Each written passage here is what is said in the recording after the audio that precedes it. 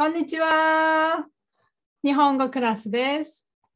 このビデオでは JLPT N2 語彙の問題をします。先に私の紹介を簡単にします。私は日本人です。日本語教師を10年以上しています。日本語教師というのは外国人の方に日本語を教える仕事です。では、問題を始める前にちょっとだけ説明します。N2 語彙のテスト、本当のテストというのは、このように問題の種類、いろんな種類があります。それがだいたい6つに分けることができます。例えばですけど、1番は漢字の読み方、2番は漢字の書き方なんですかとか、とかです。3番、4番、5番、いろいろあります。そして今日は6番の問題をしようと思います。これです。6です。実はこれ難しいです。はい。この6の問題を今日は3つします。6の問題を3つします。はい。3つしてから、皆さんがしてから私が説明をします。はい。では頑張ってください。始めましょう。これです。1番。まず問題の説明します。この言葉が全部書いてあります。全部に書いてある。1、2、3、4。どれが正しい使い方をしていますか？どれが一番いいと思いますか？探してください。はい。では、どうぞ。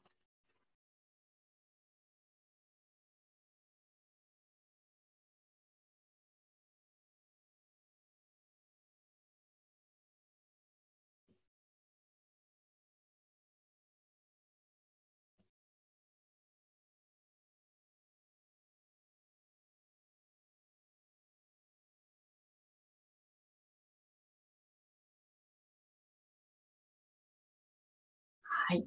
では、私が読みます。漢字の読み方も教えます。これです。1番です。昨日は料理を作りすぎてしまい、大げさに余ってしまった。2番、この薬の開発によって死亡者数が大げさに減少した。3番、子供の時からバスケットボールをしていたので身長が大げさに伸びた。4番、彼女はいつも大げさに話すのでそのまま信じないことにしている。答えは何番だと思いますか？答えは4番です。4番です。後で説明します。では次2番します。どうぞ。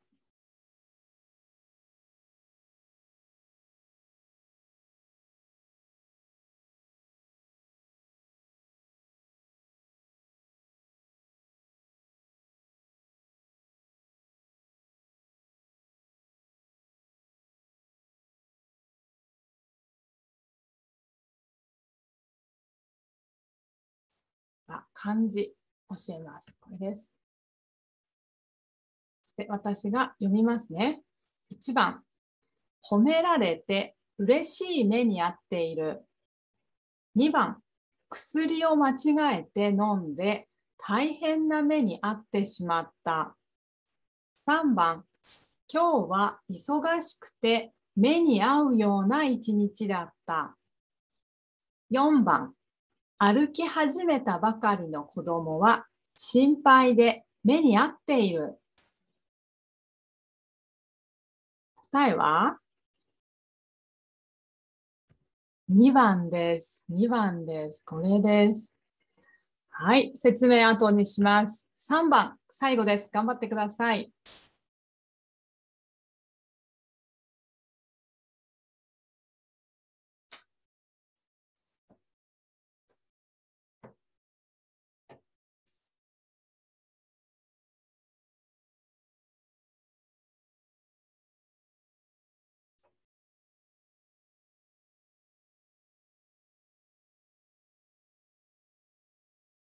では、漢字をつけました。読み方ですね。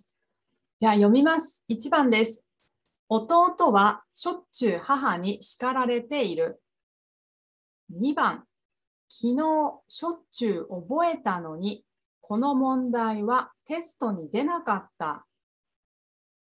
3番、将来の自動車はしょっちゅうすべて電動になっているだろう。4番、すみませんが、来週はしょっちゅう都合が悪いです。答えは1番です。これでした。では、説明をします。ね、いくつできましたか、ね、はい、難しかったと思います。よくできた人はね、もちろんいいですね。では、説明しますね。いきます。1番の大げさというのです。まずここからいきましょう。カーソルが、よいしょ。これですね、大げさ。大げさの意味は、ここに漢字大きいと書いてある通り、意味が何か大きい。そして意味がですね、実際のことより大きく話したり、見せたりすることです。例えば、答えさっき読むと4番、彼女はいつも大げさに話すので、大げさは大きくですね。話すので、そのまま信じないことにしている。ここ分かりましたか？そのまま彼女の話、聞いたこと、それを信じないようにしています。いつもしていますの意味です。ことにしているはね、決めているってことです。これ大げさ。例えば彼女が何か自分に話をしました。そしたら、それは本当のことよりもっともっと大きいんですね。うん。まあ、何でもいいんです。いろいろあります。例えば、よいしょ、またカーソルがない。例えばですけど、私の、兄弟、私のお兄さん、彼女がね、話しました。私のお兄さんは、とてもね、身長が高い、背が高いんです。背が高くてね、もう今、2メートル、2メートルあるんだよ。2メートル ?200 センチ ?2 メートル大きい。まあ、時々いますけどね。でも日本人だったらそんな2メートルの人、私は見たことない。本当にってね。2メートルじゃなくて多分180センチぐらい、まあ185センチぐらいだと思うと、そのまま話は信じないです。彼女の話は信じない。それです。でも彼女は話がね、とても大げさです。大きい。本当のことより大きく話します。それです。だから大げさ。あと、ここにも書いたんですけど、実際のことより大きく見せる、大きく見せるですね。これ、例えばですけど、大きく見せる。例えばね、お腹痛いって、ね、お腹痛いんです。実はちょっとしか痛くない。そんなに痛くないんですけど、お腹痛い。例えば先生お腹痛い。もうダメ。もう全然ダメ。今日勉強できません。授業、学校でダメです。私帰りたいです。痛い。これちょっと嘘なんですけどね、本当のことより大きく見せて、そしたら先生が心配しますね。大丈夫ですか？いいですよ。すぐに帰ってください。これです。本当より大きい。で、先生ありがとうございます。って言って本当は全然痛くないんですよ。ちょっと嘘ですね。だから本当のことより大きくするです。だから、他には大げさに言うとか、何か同じですね。話すも言うもほとんど同じですね。とか、大げさに笑う。笑います。スマイルです。あなたの話面白いですねって言って、あんまり面白くないんですけど、本当のよりもっと大きく笑うこと。大げさに笑うんですね。あとは大げさに泣く。これもちょっと面白いでしょ。子供でもいいし、女の人でもいいし、実はあんまり悲しくないのにってね、全然本当は悲しくないんですけどね、あんまり大きい声出して泣かなくてもいいんですけど、大きく泣くこと、大げさに泣く。はい。そう。大げさに泣く。子供とかね、するかもしれないですね。はい。とか、あとは恋人が、2人が喧嘩したとき、彼女が、女の子がね、喧嘩したときに泣く。うわーって泣いて、そしたら男の人がね、ごめんごめんって言ってくれますから、女の人が大げさに、どうしてあなたそんなにひどいの悪い人ってね、強く泣く、大きく泣く。これです。はい、大げさ。よく使いますよ、大げさ。ね。で、試験にも出やすいので、ぜひ覚えましょう。で、それが4番でした。大げさね。で、もしできる人、他のもちょっと、覚えるといいかもしれない。説明します。1番、昨日は料理を作りすぎてしまい、大げさに余ってしまった。余りますっていうのは、まだたくさんありますってことね。食べないであるってこと。昨日たくさん料理作って、まだたくさんある。だからここ大げさじゃなくてたくさんがいいですね。たくさん余ってしまった。だったら OK。2番、この薬です。漢字薬ね。この薬の開発は新しく作るです。ディベロップメントとかね、開発でもいいし、新しく作ったってことです。薬の開発によって、よっても文法ですね、によって開発したから、死亡者数、これ死亡っていうのは死ぬってほどです。死ぬ。死んだ人の数が大げさに減少した。減少は少なくなりますですね。これね、死亡者数が大幅に減少した。だったら OK です。大げさに減少したは、これは使わないです。大幅と言います。これね、大幅っていうのは大きくです。薬がないときは、とても残念ですが、亡くなる方、死んでしまう方多かったけど、薬ができた。そしたら、ドーンと、全然死ぬ人が減りましたということです。大幅っていうのはこれ。なので、もし死んでしまう人たくさんいました。でも、死ぬ人減りました。ちょっとです。だったら大幅じゃないです。死ぬ人多かったです。亡くなる人多かったですが、大幅に減少といったらもうこうガッと、とても大きく減ることです。大きく減ることが大幅にと言います。大幅に。もしできれば漢字も意味も覚えておくといいです。はい。そして、3番。子供の時からバスケットボールをしていたので、バスケットボール大丈夫ですね。バスケットボール、英語と同じトントントン、シュートですね。バスケットボールです。バスケットボールをしていたので、身長背です。身長が大げさに伸びた。伸びます。背が伸びますと言います。背が大きくなりますの意味です。伸びた。これも大げさじゃなくて、たくさん伸びた。で、身長がたくさん伸びました。で、OK です。はい。バスケットボールしてると背が高くなりますよね。身長が伸びやすいですね。その意味です。大げさは使わないです。はい。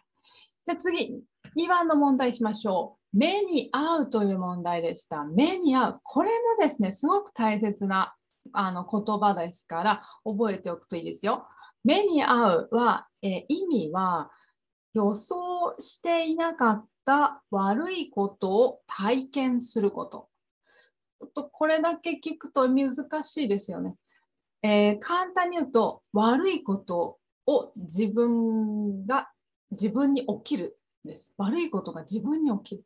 そしてそれはどうしてそれが私に悪いこと起きますか？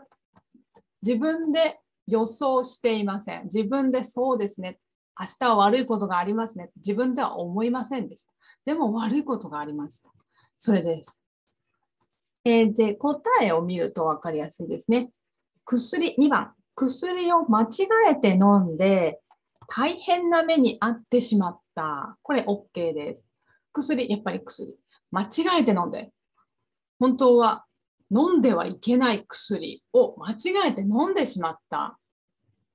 それで大変ですね。飲んではいけない薬ですね。大変な目に遭った。例えば飲んではいけない薬を飲んで、お腹が痛くなったとか、とっても気持ちが悪くなった。とかね、気持ちが悪くなってしまったとか、それでもいいです。薬を間違えて飲んで、それが人の薬を間違えて飲んでしまった、それもあるかもしれないですね。大変な目に遭います。これよく言います、この使い方。大変な目に遭う。これ、悪い意味です。悪い経験をしてしまったの意味です。悪い体験、experience ですね。体験、経験をしてしまったの意味です。他の使い方は、ひどい目に遭う。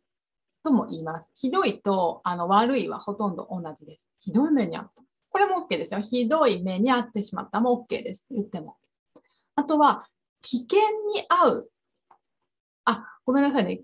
ここ書き忘れましたね。危険な目に遭うです。危険な目に遭う。危険な目に遭うです。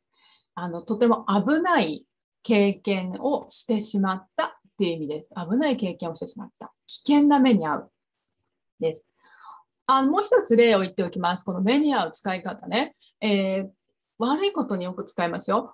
いいことには使わないでください。例えば、電車に乗って毎日仕事に行っています。電車に乗って毎日学校に行っています。で、毎日朝電車を乗るんです。でも、今日は朝電車に乗ったら、その電車が事故になってしまって、乗っていた電車止まってしまいました。自分は乗っていたら電車止まってしまう。学校に行けない。会社に行けない。どうしよう。これ日本だとあります。こういうのが。電車の事故があるんですね。で、困りますよね。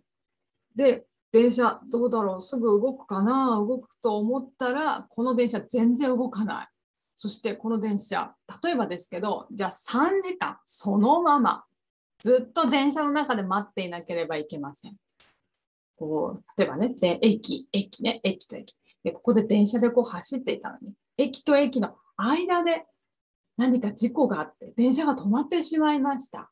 そして私は外に出ることができないです。このまま電車の中で3時間ずっと待たなければいけません。どうすればいいですか？会社も行けない、学校も行けない、もう何か食べ物を買いに行くこともできない、コンビニに行くこともできない、電車出ることできないですか？電車の中でずっと3時間、3時間わーで3時間したら、3時間経ったら駅に着いて降りることできます。もうこれ、大変だった。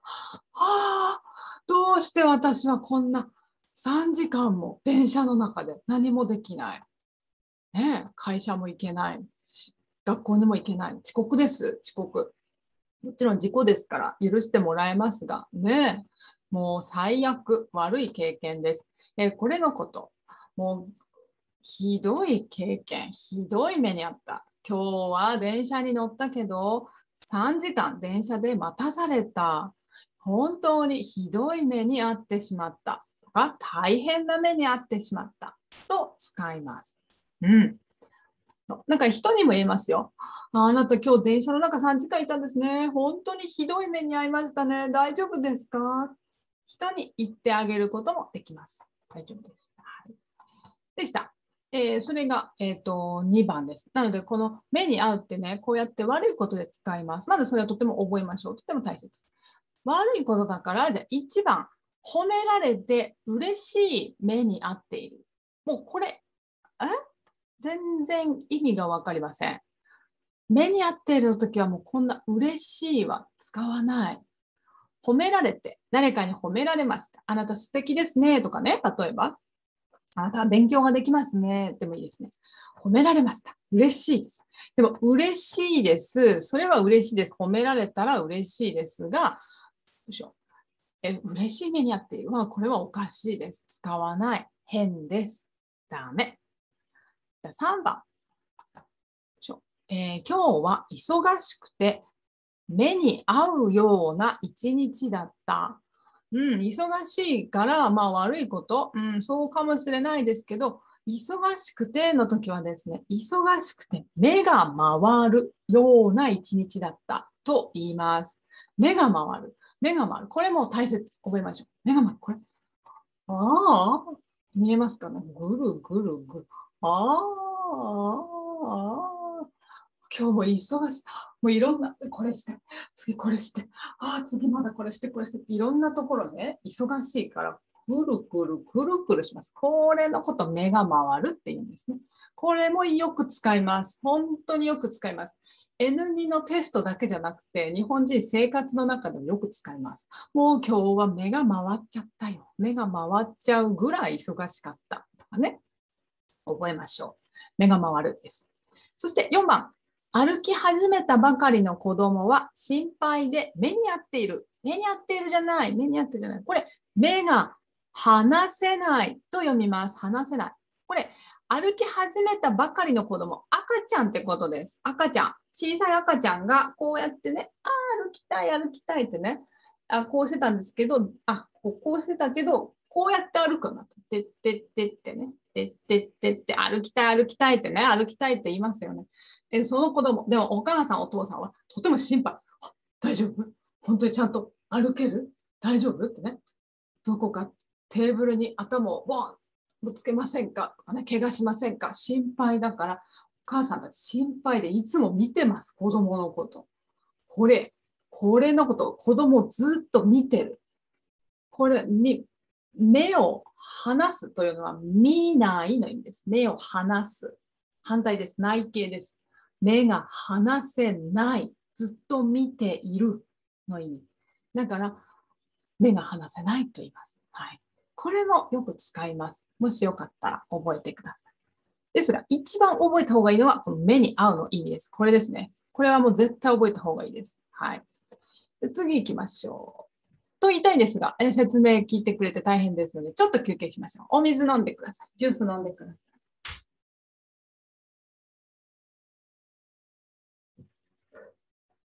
はい、私も飲みました。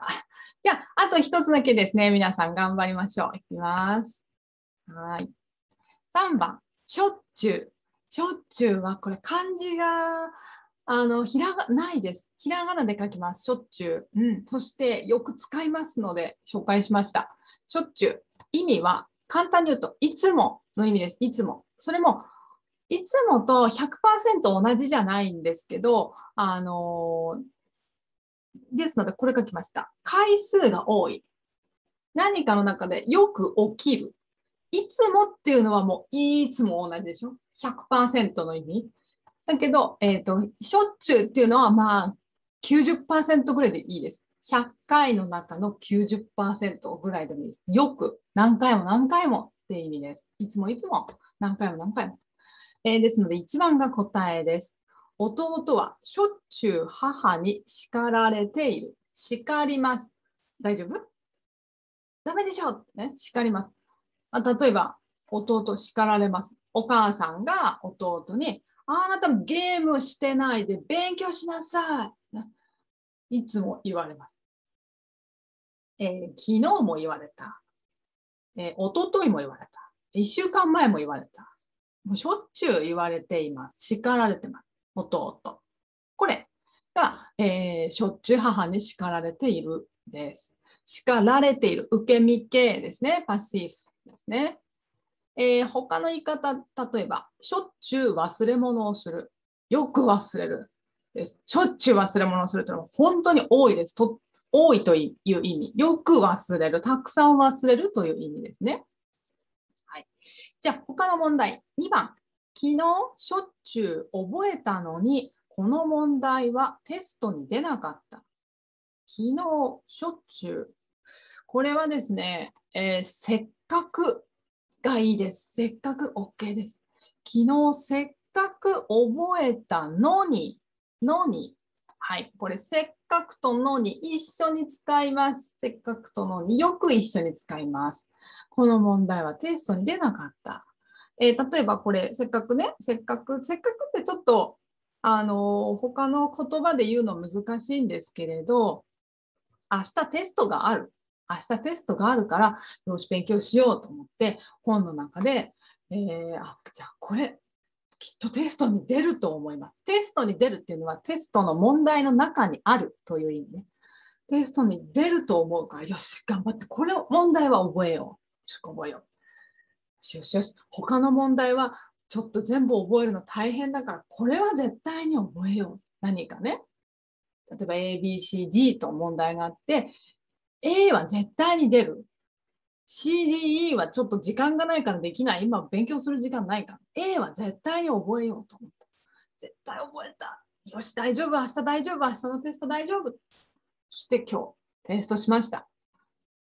あ、A 覚えた。私、A 覚えたのに、A の問題が全然ない。ああ、覚えたのに。せっかく覚えたのに。B、C、D、E が出た。A が出なかった。せっかく昨日勉強したのに。その意味です。せっかくって言います。はい。せっかくはね、ちょっとまた今度しましょう。もしできれば覚えてください。3番、将来の自動車。将来、in the future ですね。自動車、車ですね。自動車はしょっちゅうすべて電動になっているだろう。お今じゃなくて将来、例えば100年後、100年後、200年後でもいいです。将来の、2000、例えば2000、例えばそうだね、2500年とか、例えばですよ、2500年の自動車は、どういう意味です。将来の自動車は、しょっちゅうじゃなくて、おそらくがいいです。おそらく OK。おそらくすべて、全部の意味。全部、電動。電動というのは電気で動きます。電気で動きますです。ガソリンとか、石油とか、それ使わない電気。電気で動く自動車になっていると思いますの意味です。と思います。だろう。で、ここ、おそらく使うと、おそらく何々だろう。よく一緒に使います。ね。だろう。そう。なので、将来の自動車はおそらくすべて電動になっているでしょうとか、なっているだろうとかで使います。最後4番、皆さん頑張って。すみませんが、来週はしょっちゅう都合が悪いです。ダメ、ダメ、ダメ。都合が悪いです。これ大丈夫ですね。これはもう N3 です。はい。時間がありません。という意味ですね。私は時間がありません。用事があります。他の予定があります。だから時間がないです。その意味です。都合が悪いです。これ、しょっちゅうじゃなくて、あいにく OK とか、残念ながらも OK です。あいにく残念ながら意味似てますね。これだったら OK。すみませんが、来週はあいにく都合が悪いです。とか、来週は残念ながら都合が悪いです。来週じゃなくて、次の週、再来週はいかがですかとかと言います。はいですので、このあいにくというのも、もしできれば覚えておくといいと思います。あいにくです。これも N2 ですね。はい。はい、では、終わりました。はい、皆さん、今日も頑張ってくれました。ありがとうございます。また勉強しましょうね。ありがとうございます。チャンネルの登録、サブスクライブもぜひどうぞよろしくお願いします。はい。では、今日はこれで終わりにします。さようなら。また次のビデオで会いましょう。あと、グッドボタンよかったらください。はい。じゃあね。よろしくね。さよなら。